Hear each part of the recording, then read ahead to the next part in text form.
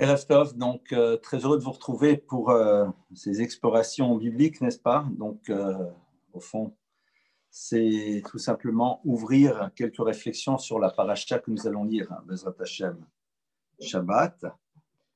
Cette semaine, ce que je voudrais, c'est tout simplement prendre quelques petits points que l'on retrouve dans la paracha et ouvrir chacun d'entre eux. Et après, chacun, bien sûr, développera les choses comme il le désire. Alors, le début de cette paracha, c'est quoi? C'est bien cette rencontre dont tout le monde connaît un petit peu l'importance, puisque c'est la rencontre qui va avoir lieu entre Yosef et ses frères, mais qui est d'abord ouverte par une confrontation. Quand on regarde un petit peu les textes, qui est ouverte par une confrontation d'une violence extrême, puisque nous avons ici en effet la rencontre entre Yehuda et Yosef, Yehuda et Yosef qui vont véritablement s'affronter. Les textes du Midrash nous parlent d'une confrontation, d'une violence, d'une puissance. En fait, il y a quelque chose de très très fort qui est en train de se passer entre les deux. Et sur place, je vous lis le Midrash d'ailleurs. Le Midrash nous dit la chose suivante: Vaïgash Elav Yehuda, Yehuda donc s'approche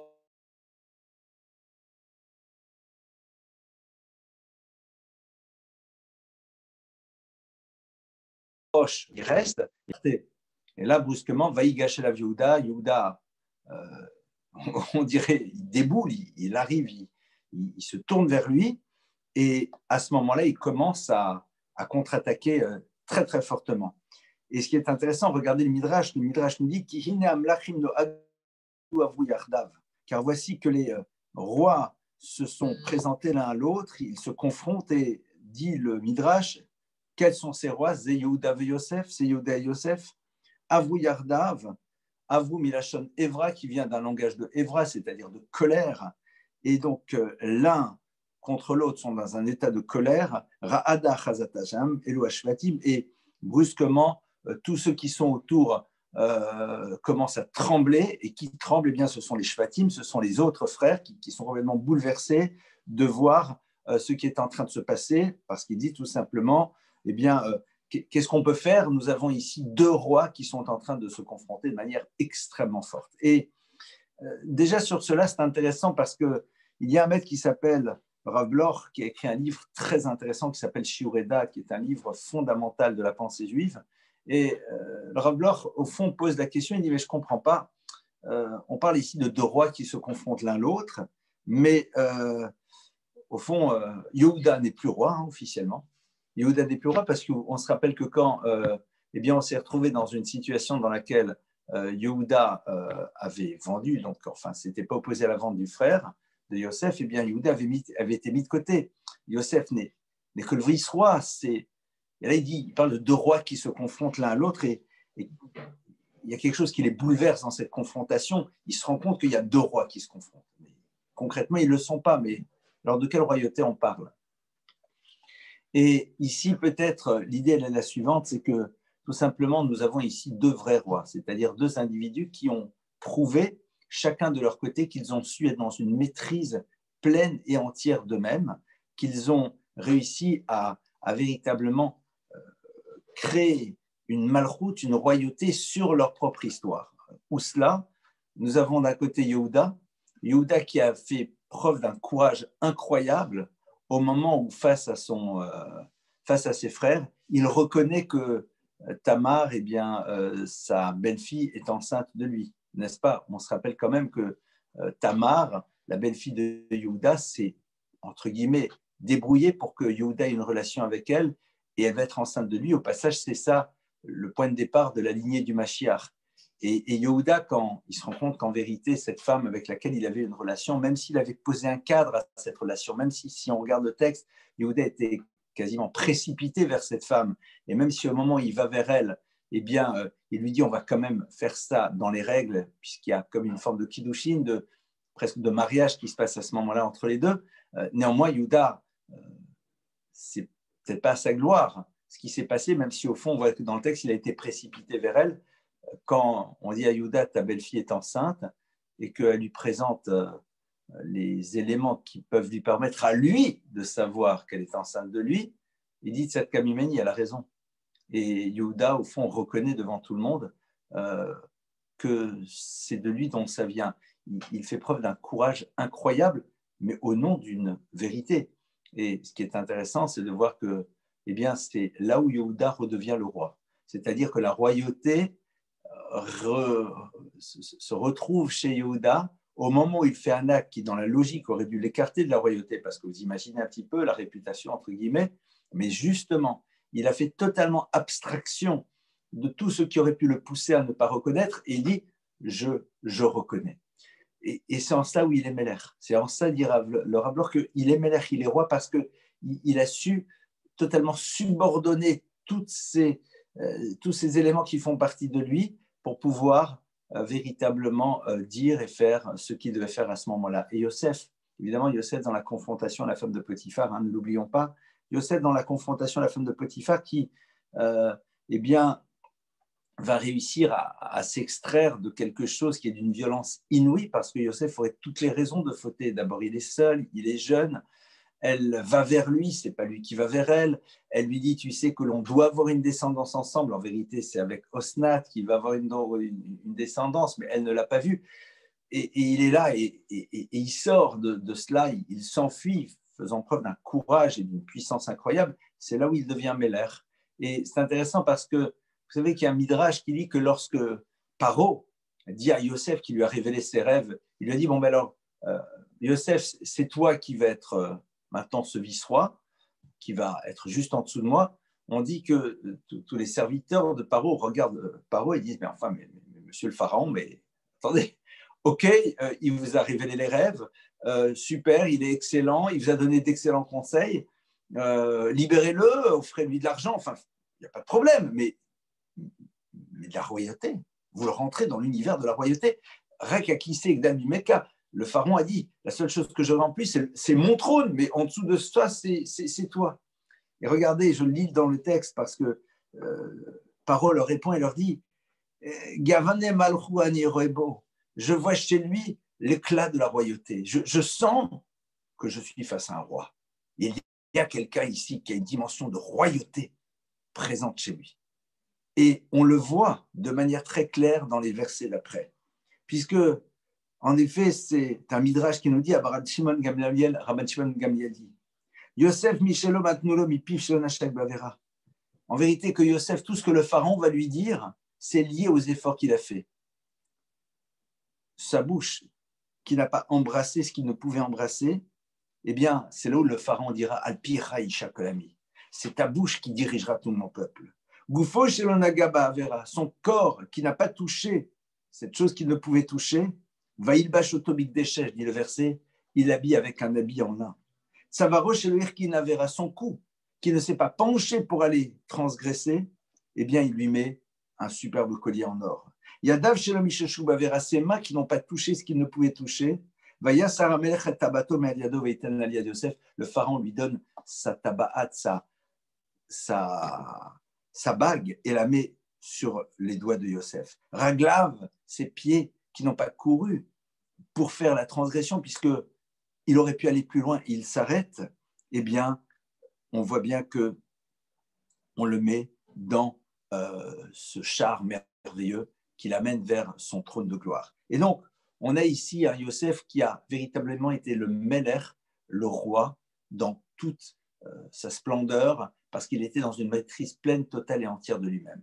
Et ça, c'est en effet la confrontation entre Yehuda et Yosef, c'est-à-dire entre deux personnalités qui ont montré qu'elles étaient des véritables rois, parce qu'elles ont réussi à être dans la maîtrise pleine et entière d'elles-mêmes pour agir comme elles se devaient d'agir à un instant T. Et ça, c'est ce que les frères voient. Et les frères sont bouleversés parce qu'ils se rendent compte qu'il y a ici quelque chose qui les dépasse qui est en train de se passer. Et qu'est-ce qui se passe alors? Yosef, eh bien, voit qu'à un moment, Yehuda dit les mots qu'il attend. C'est quoi les mots qu'il attend? Il lui dit qu'Avdecha Rabetanar. Il lui dit, mais je me suis engagé vis-à-vis de mon père, je dois ramener Binyamin. Et là, Yosef, à ce moment-là, eh bien, décide qu'il va se révéler. Et ce moment-là est très particulier et j'aimerais l'éclairer avec plusieurs commentaires. Parce qu'il fait sortir tout le monde. Et le texte nous dit que Yosef fait preuve d'un énorme courage parce qu'il va rester seul avec ses frères.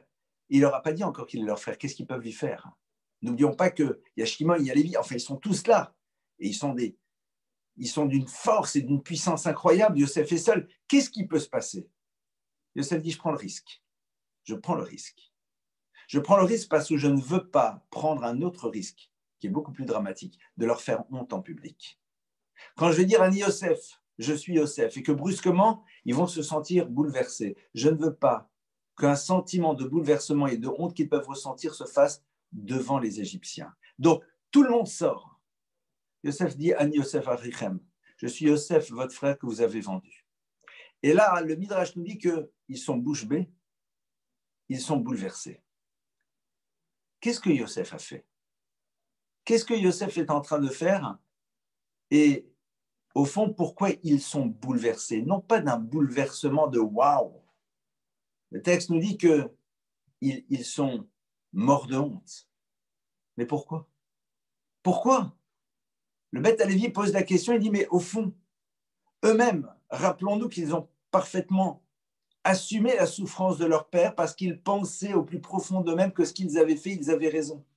Rappelons-nous que les frères de Yosef étaient persuadés qu'il fallait en effet mettre Yosef de côté parce qu'ils voyaient dans Yosef quelqu'un qui mettait en danger la construction même du peuple d'Israël, puisqu'ils entendaient dans ces fameux rêves quelqu'un leur dire « Je vais être le roi ». Or, le roi, ça ne peut pas être lui. Donc, ils se sont posés.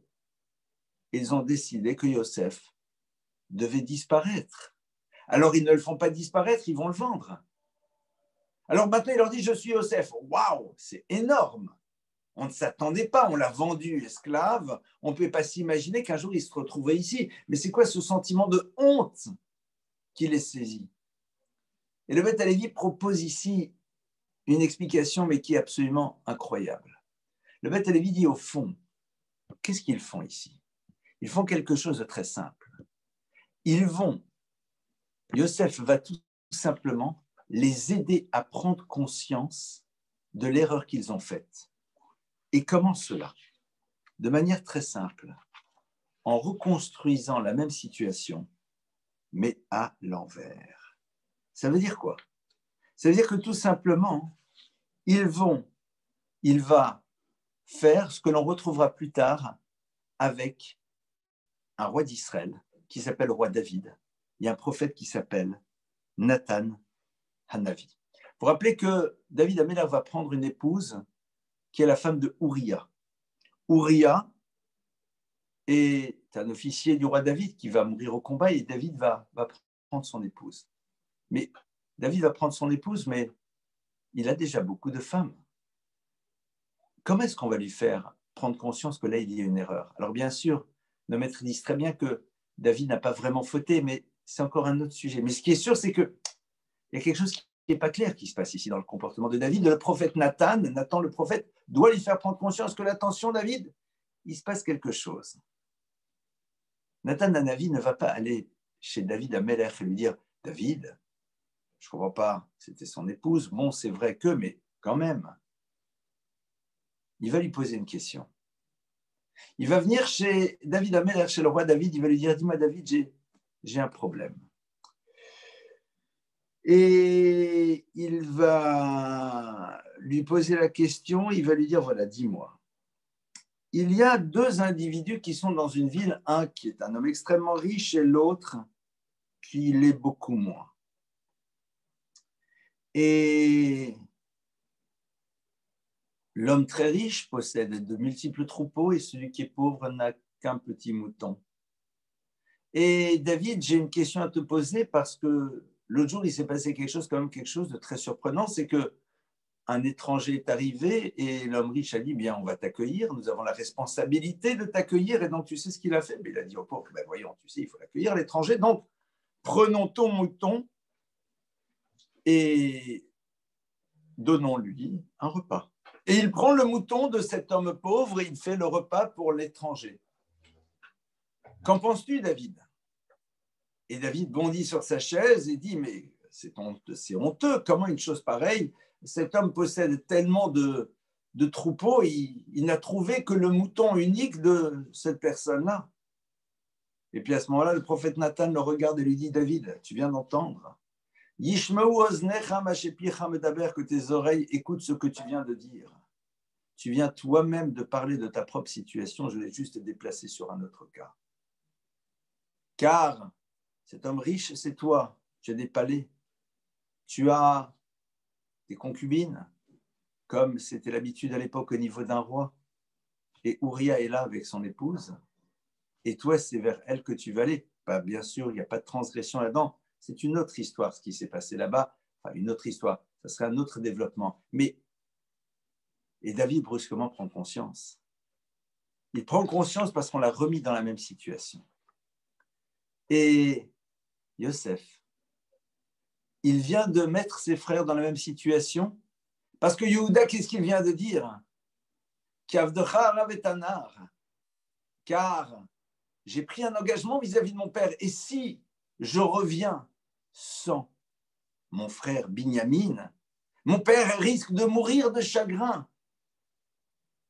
À ce moment-là, Yosef dit, je suis Yosef, votre frère qui m'avait vendu. Ha'od avichai, mon père est-il encore vivant?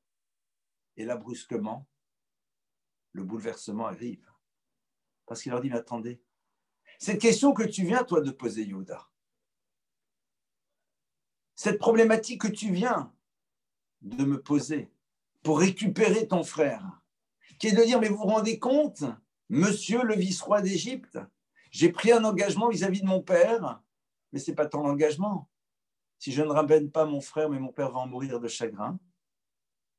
Et Yosef dit, je suis celui que vous avez vendu. Et mon père est-il encore vivant? Est-ce que le chagrin ne l'a-t-il pas fait mourir? Puisque tu parles du chagrin du père, tu n'y as pas pensé à l'époque. Et là, brusquement, il réalise qu'il y a peut-être une dimension qu'ils n'avaient pas inscrite à l'intérieur d'eux-mêmes au moment où ils ont fait leur choix, au moment où ils ont décidé. Mais les choses vont plus loin. Les choses vont plus loin, comme l'explique Rabbi Israël Salanter et d'autres. Il rapporte un texte très connu du Talmud qui dit la chose suivante, et je vais vous le lire. Abba Cohen Bardella Omer. Abba Cohen Bardella disait, Oy lanu miyomadin, oy lanu miyomatochecha. Combien sera dur pour nous le jour de la remontrance et le jour du jugement. Yosef Kantan Shel Shvatima Yavlo Yochav Lamot Bortocharto. Yosef, un des plus jeunes des 12 tribus, lorsqu'il dit à ses frères, je suis Joseph, ils ne peuvent pas se confronter à lui à ce moment-là, ils sont bouleversés. Alors, pour nous, quand sera-t-il le jour où le Créateur de l'univers, pardonnez-moi, nous fera des reproches? Quel est le sens de ce texte? Quel est le sens de ce texte?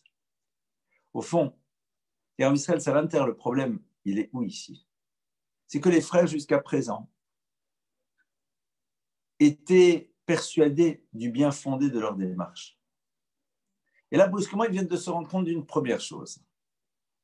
À travers la manière dont Yosef est en train de leur apparaître, il leur dit, mais dites-moi, vous parlez de la souffrance de mon père maintenant, et la souffrance de mon père à l'époque, elle n'existait pas potentiellement, celle-là, vous l'avez intégrée?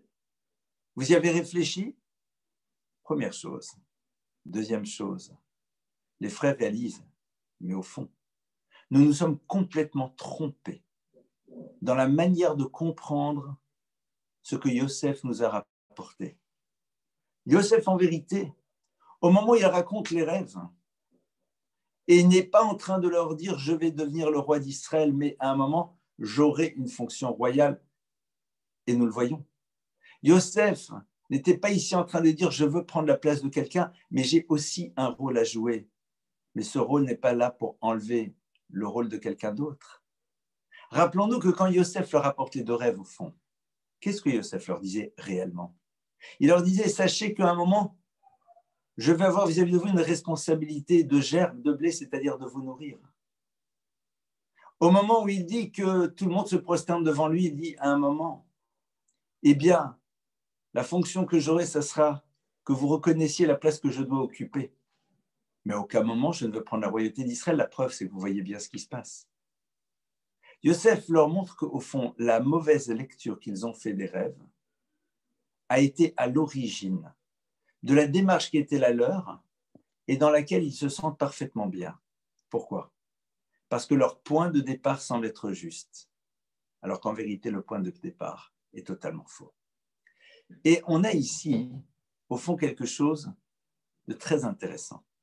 Nos maîtres ici sont en train, au fond, de nous ouvrir à l'idée suivante, c'est que dans la vie, eh bien, nous prenons des décisions, nous avons des démarches, et nous nous sentons bien avec les démarches qui sont les nôtres, les choix que nous allons faire, les mouvements que nous allons opérer, parce qu'il y a un point de départ qui nous semble être une certitude, alors que peut-être il est inexact, totalement inexact.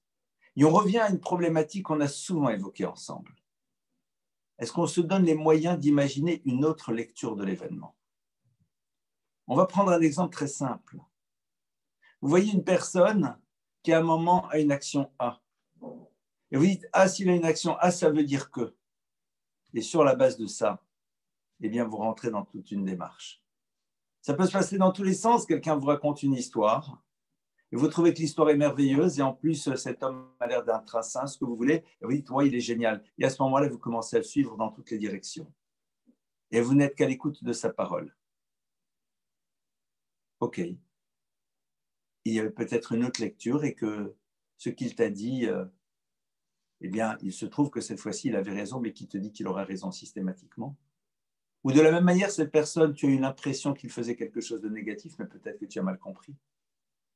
Cette personne, tu la vois se taire, mais peut-être qu'elle se tait justement pour protéger quelqu'un et non pas pour être dans l'expression d'un quelconque mépris vis-à-vis de toi. Etc., etc., etc. Les situations, elles sont multiples. Je vous donne un exemple tout simple auquel j'ai pu être confronté. Un jeune homme rencontre une jeune fille et la jeune fille attend qu'il la rappelle. Et il ne la rappelle pas. Et elle, bien sûr, dit, ben, s'il ne me rappelle pas, c'est qu'il n'est pas intéressé. Et elle le recroise 3 semaines après. Et il lui dit, oh là là, ça me fait plaisir de te revoir. Et elle, bien sûr, comme on dit un peu légèrement, elle ne le calcule pas, un peu froide. Ah, il me voit au bout de 3 semaines, il me dit, elle dit, excuse-moi, je suis occupé. Et elle l'évite. Et lui n'avait qu'une envie, c'est de lui dire, je pense que j'avais mal noté ton numéro parce que je n'arrivais pas à t'atteindre et je t'ai laissé des messages et je me suis dit peut-être qu'en effet, je te dérange. Mais elle a décidé d'avoir une lecture et sur la base de ça, d'entreprendre une démarche. Et c'est ça au fond. Dit le texte, combien nous risquons d'être bouleversés le jour où on risque de nous dire mais ta démarche, elle était bien, mais le point de départ était complètement faux. L'analyse que tu as fait d'une situation qui t'a amené à avoir une direction X, Y ou Z, eh bien, n'était pas bonne. Et c'est là où, en effet, on revient encore et encore et encore et encore à une notion qui est fondamentale dans la tradition juive, qui est celle d'ouvrir les différentes lectures que l'on peut avoir par rapport à une situation. Être prêt, en effet, dans une situation quelle qu'elle soit, de ne pas immédiatement décider d'interpréter les choses d'une certaine manière et à partir de cela, de prendre une direction. Et c'est ça qui les bouleverse. C'est ça qui les bouleverse. Et alors maintenant, on va voir un petit peu l'attitude de Yosef. Parce que Yosef, d'un côté, il leur fait prendre conscience qu'ils ont fait souffrir leur père inutilement. Il leur fait prendre conscience qu'ils n'ont pas à un moment imaginé ce que leur père pourrait vivre et n'ont même pas voulu imaginer une autre lecture. Mais ce qui est très intéressant, c'est que on voit bien que les frères, à un moment, se sont interrogés. Puisque lorsque l'histoire a commencé, ils se sont dit « Ouh là là, qu'est-ce qui est en train de nous arriver ?» Et là, ils sont en train de se dire « Waouh, au fond, nous n'avons pas vu la souffrance de notre frère lorsqu'il nous suppliait et nous disait « Ne me jetez pas dans ce puits. » C'est-à-dire qu'il y a un début de prise de conscience. Mais ce qui est très intéressant, c'est que ce début de prise de conscience, ils l'ont, nous n'avons pas eu de cœur. C'est vrai. Mais Yosef leur dit, il fallait aller plus loin. Ce n'est pas juste que vous n'avez pas eu de cœur, c'est qu'à ce moment-là, vous auriez dû peut-être vous dire, mais est-ce que vraiment on est sûr que l'on a bien compris les choses et qu'on ne peut pas les comprendre autrement?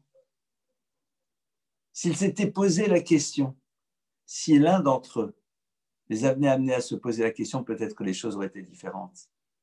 Et de là, nous voyons en effet l'importance fondamentale d'avoir en permanence face à nous un individu qui peut nous proposer une autre lecture d'un événement pour que la démarche que nous allons avoir par rapport à la suite ne soit pas basée sur une interprétation qui peut-être n'est pas la bonne.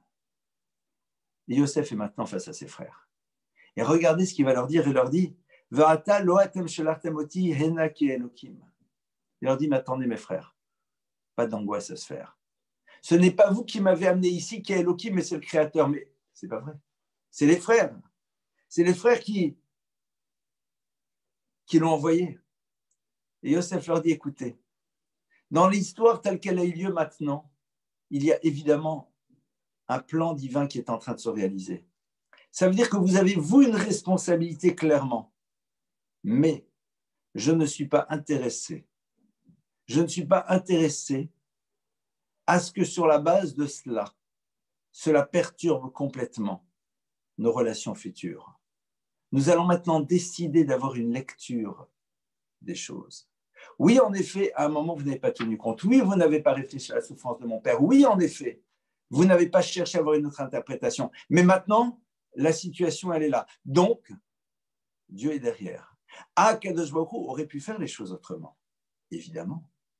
On aurait pu aboutir à l'histoire de la descente en Égypte à travers une histoire différente, c'est sûr. Nous savons que la Torah, c'est un monde des possibles et que de multiples histoires auraient pu exister. Maintenant, elle s'est passée de cette manière. Donc, l'idée, c'est quoi? C'est de se dire, OK, maintenant qu'on est dans cette histoire, eh bien, ne gardons pas en tête les événements qui sont à l'origine de la situation, qui risqueraient par la suite de détruire notre relation. Et là, il y a quelque chose de très intéressant parce qu'au fond, d'un côté, Yosef leur dit, mais messieurs, vous avez vu ce que vous avez fait. Vous avez vu vos erreurs. À la limite, Yosef leur dit dès le début, non, écoutez, tout va bien, c'est Min Shamaïm. Non, non. Donc, si c'est Min Shamaïm, vous n'êtes pas responsable. Non, non, Yosef leur dit, mais attendez mes frères, il y a eu de la haine gratuite. Il y a eu de la mauvaise interprétation. Il y a eu une absence totale de sensibilité par rapport à mon père. Ça, c'est vrai? Oui, c'est vrai. Sur ça, il va falloir faire tchouva. Sur ça, il faut qu'il y ait un tikkun. Sur ça, il faut qu'il y ait une réparation. Il faut réparer cette fratrie. On doit le faire, il n'y a pas le choix maintenant. Et toute l'histoire du peuple d'Israël, ça va être une nécessité de réparer ce qui s'est passé à ce moment-là. Mais maintenant, une fois que vous en avez pris conscience, alors on va décider que pour la suite de l'histoire, on va dire, OK, maintenant, Akadosh Baruch Hu voulait que je sois là. Il se trouve que c'est passé par vous et à travers vos dysfonctionnements. Mais là maintenant, regardez, Hachem voulait que je sois là et je suis là. Ah, c'est vrai que c'est vous, soit, ça c'est votre problème. Mais maintenant, sachez que moi, ce n'est pas cet élément-là que je vais regarder.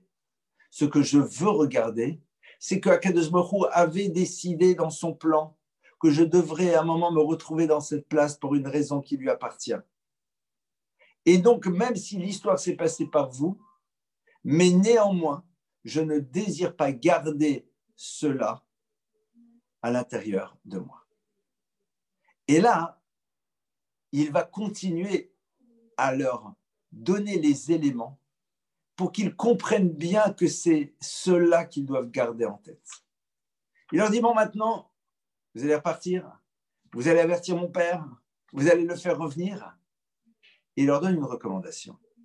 Il leur donne une recommandation et leur dit, attention, altirgezu baderer. Altirgezu baderer. Ne vous disputez pas en chemin, ne ralentissez pas en chemin. Plusieurs lectures du texte. Il leur dit, vous, allez-y, quoi, et pas de discussion dans tous les sens et en chemin. Alors bien sûr, première lecture, c'est il ne faut pas que le chemin du retour soit sans arrêt perturbé par mais je t'avais dit, mais je t'avais dit, mais je t'avais dit, mais je t'avais dit. Ça y est, chacun a entendu, chacun réfléchit par rapport à lui-même. Mais j'ai lu au nom d'un célèbre maître chassidique, je crois que c'est le rabbi de Komar, une explication qui est extrêmement belle. Il fait une lecture à un deuxième niveau de ce Altir Gezuba Derer. Yosef leur dit, mes frères, vous partez maintenant. Vous allez repartir, vous allez chercher mon père, vous allez le ramener, notre père. Mais Altir Gezuba Derer, dans ce chemin dans lequel vous êtes en train de partir, ne vous disputez pas Derer dans les chemins. Et c'est une autre lecture. Vous savez que on a 12 tribus. Et chaque tribu a sa manière d'être dans sa relation à Dieu, dans sa manière de faire ce que l'on appelle Avodat Hashem, le service divin. Chacun, comme on dit en hébreu, a son derer, a son chemin. Et c'est comme une forme de clin d'œil que Yosef est en train de nous adresser à nous via ce qu'il dit à ses frères. Yosef nous parle à nous. Il dit, vous repartez.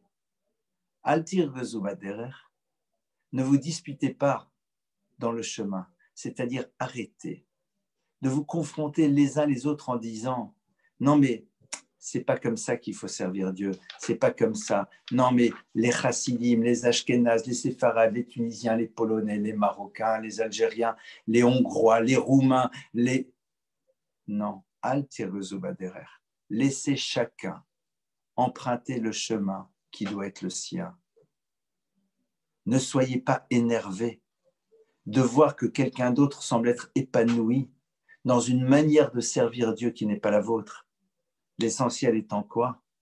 C'est que cette Torah et ces mitzvot soient les mêmes pour tout le monde. Mais leur manière de l'exprimer avec tel chant, telle retenue, telle distance, telle proximité, telle chaleur, tel intellect, telle ambiance, tel chant, telle recette, telle coutume, Altir Gezu, si ça ne vous dérange pas.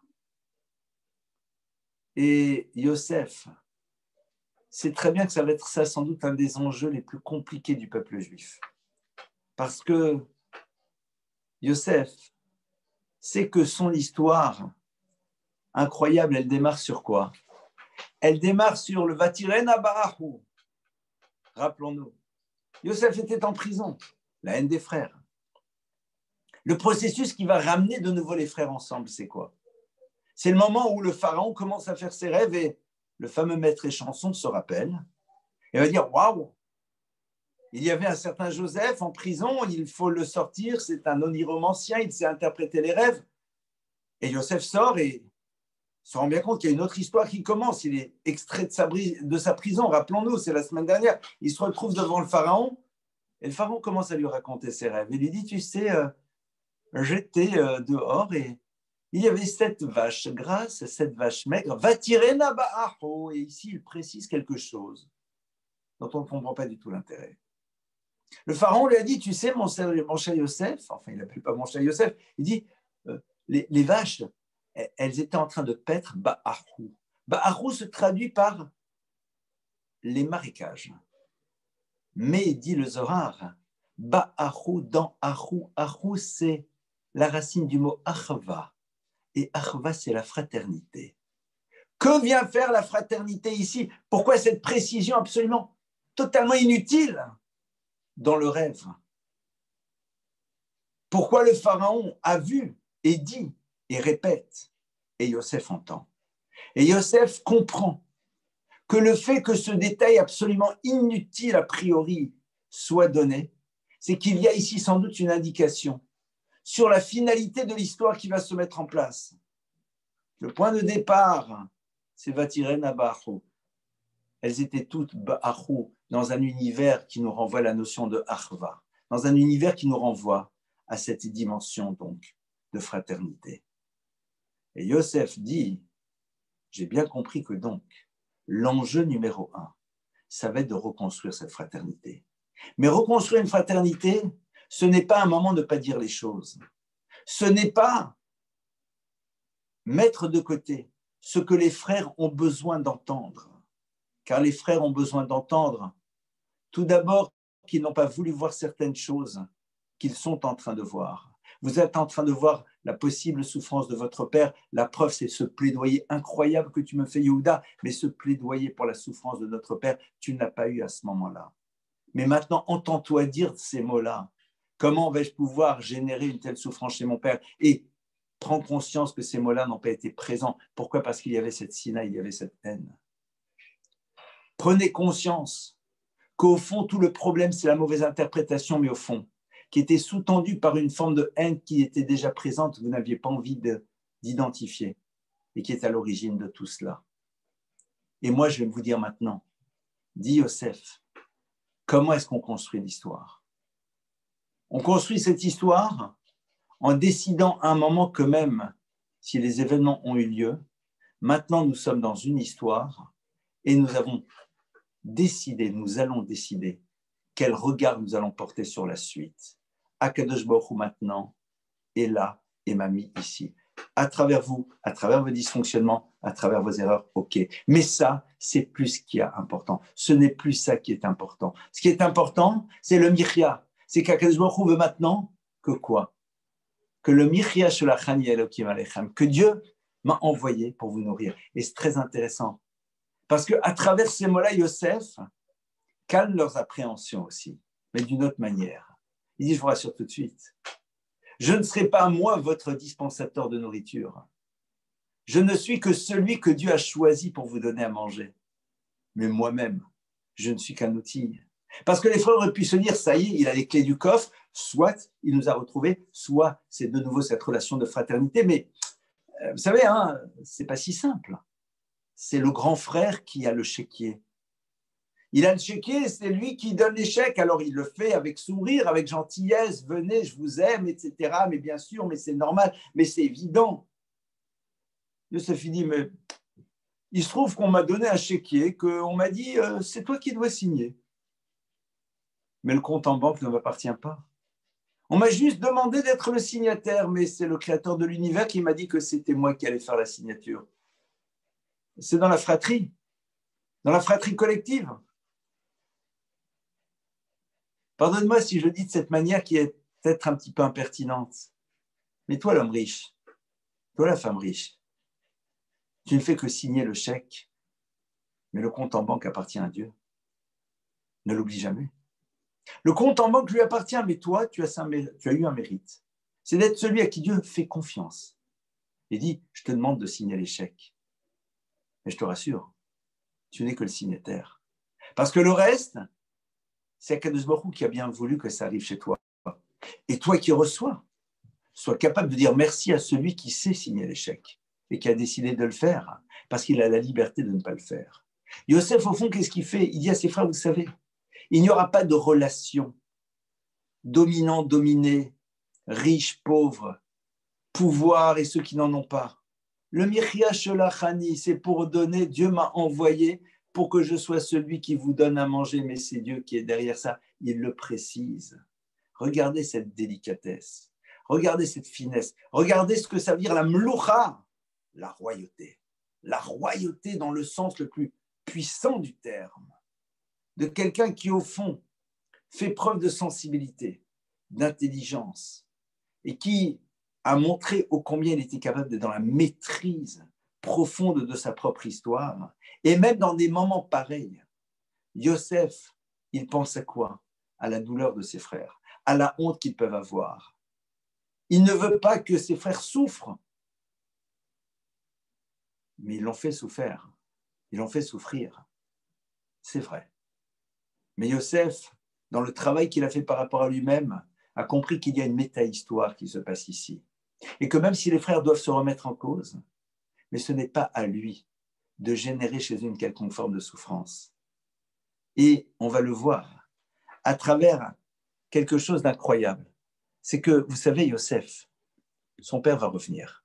Son père va arriver et Yosef, eh bien, il va être capable de comprendre aussi immédiatement quel est au fond l'enjeu de la rencontre avec son père, toujours dans la même finesse et intelligence. On aurait pu dire, Yosef va dire, dites à mon père que je suis là. Et il dit, mon père va être fou de joie. C'est très ça. On va lui annoncer progressivement pour pas que ça le bouleverse, mais il va être fou de joie. Vayafog la bokilo minahem. Dit le texte quand ils reviennent et qu'ils disent Yosef est vivant. Et il est en Eretz Israël, Vayafog libo. Son cœur se glace. Lohéminahem, il ne peut pas les croire. Vayareta agalot. Il voit les chariots que Yosef lui a envoyés. Va te rire, roi Yaakov Aviev, et Yaakov brusquement revit.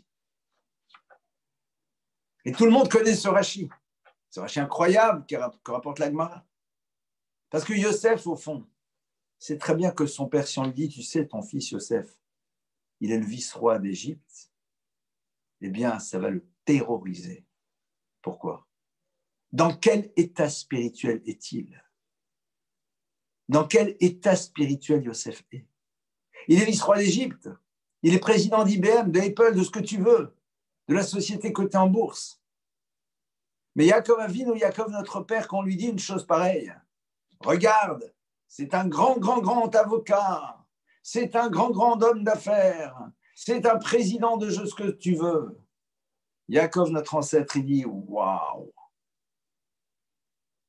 son cœur se glace. Où est l'essentiel? Où est l'essentiel? Et à ce moment-là, dit le texte, il voit la galotte. Et Yaakov a un fils qui sait parfaitement bien quelle est la préoccupation réelle de son père. Et il lui envoie un message. Car juste avant de se séparer de son père, il étudiait un texte des Haglot Arufa, de la genisse à la nuque brisée. C'est un texte, on ne rentrera pas là-dedans, c'est à la fin de Dvarim. Quand on trouve un cadavre dans un champ, il fallait prendre une génisse, etc. Mais Agala, le chariot, c'est Egla, c'est la même chose que génisse, c'est la même racine. Agala, Egla. Et donc, il voit que, tiens, il ne lui a pas envoyé un carrosse. Il ne lui a pas envoyé la Mercedes. Il lui a envoyé les agalotes, des charrettes. Yosef, vice-roi d'Égypte, c'est ça qu'il envoie. Il ne peut pas envoyer le top de ce qu'il y a comme des carrosses. Agalotes. Yosef envoie autre chose, des charrettes. Parce que la charrette, c'est Agala et Agala, c'est Egla. Et il dit à son père, t'as vu? Qu'est-ce que je t'envoie? Quelque chose qui te rappelle le sujet que nous étudions ensemble il y a plus de 20 ans quand je suis parti. Hein. Quand j'ai disparu. C'est ça qu'on étudiait. Ben ça, c'est toujours dans ma tête. Ça veut dire que Yosef n'a pas bougé. Yosef n'a pas changé. Yosef, au contraire, a grandi spirituellement. Vateri ruach Yaakov Aviev. À ce moment-là, le souffle, l'esprit de Yaakov peut revivre à nouveau. Et on a ici encore une leçon incroyable qui prouve la grandeur de Yosef, qui sait au fond où se situe l'essentiel et qui fait preuve d'une délicatesse vis-à-vis de ses frères, ne pas leur faire honte, mais les remettre face à eux-mêmes et après leur dire, mais maintenant c'est derrière et n'ayez pas peur, même si c'est moi qui vais nourrir, c'est juste Dieu. Et il continue et il dit, maintenant vous allez chercher mon père. Mais il dit, mais mon père au fond, si on lui dit que je suis vivant, c'est pas ça qui va le bouleverser. Ce qui risque en effet de le bouleverser, c'est de me savoir vivant et de ne plus être vivant. Parce que la partie essentielle ne sera plus là. Parce que la neshama, l'âme ne sera plus vivante. Elle se sera pervertie en Égypte. Et donc le mot qu'il doit entendre, c'est Egla Rufa. Je suis encore vivant, je suis encore dans l'étude qui était la nôtre. Je ne l'ai pas lâché. Va te rire, Yaakov Aviev. Et on a ici donc preuve nouvelle de cette sensibilité qui s'exprimera par la suite encore. Puisque le texte nous dit que lorsque Yosef retrouvera son père, et bien jusqu'à la disparition de son père, Yosef fera en telle sorte de ne jamais plus voir son père seul à seul.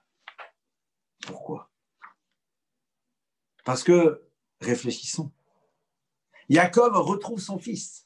Ses enfants lui disent, écoute, on est arrivé là-bas, il est vice-roi d'Égypte. On peut imaginer qu'on a demandé, mais comment, qu'est-ce qui s'est passé? Je ne sais pas, écoute, on arrive Et il s'est révélé, il nous a même montré qu'il était vraiment ton fils, la Brit Mila et tout. Bon, ben alors, on va retrouver Yosef, on va lui demander. Yosef, mais raconte-moi, c'est quoi cette histoire de fou? Je pensais que tu étais mort, déchiré par une bête sauvage. Qu'est-ce qu'il dit, Yosef? Il raconte l'histoire. Il raconte l'histoire. Yosef sait très bien que s'il raconte l'histoire, il tue son père.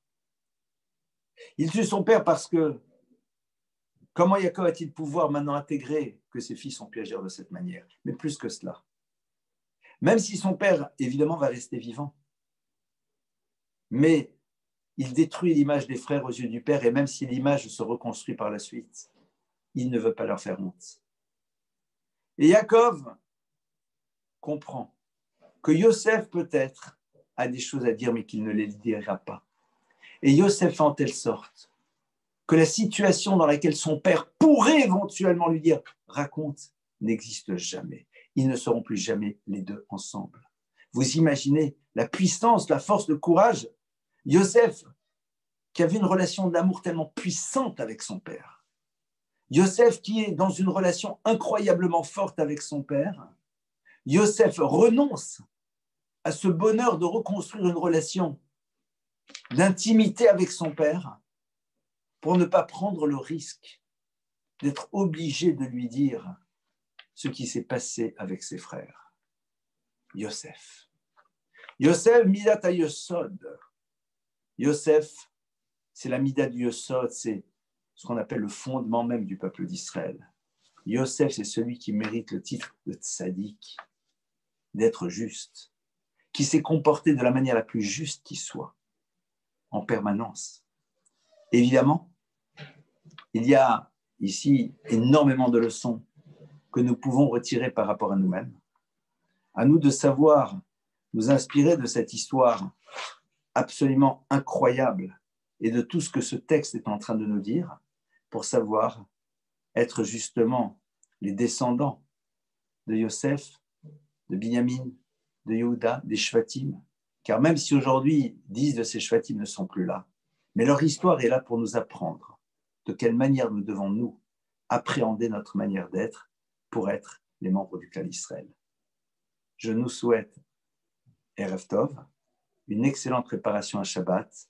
Demain, le jeûne du dit Tevet, jeûne qui nous renvoie au début de l'encerclement de Jérusalem et qui donc nous rappelle que toute l'histoire de la destruction de Jérusalem, c'est une histoire de haine gratuite.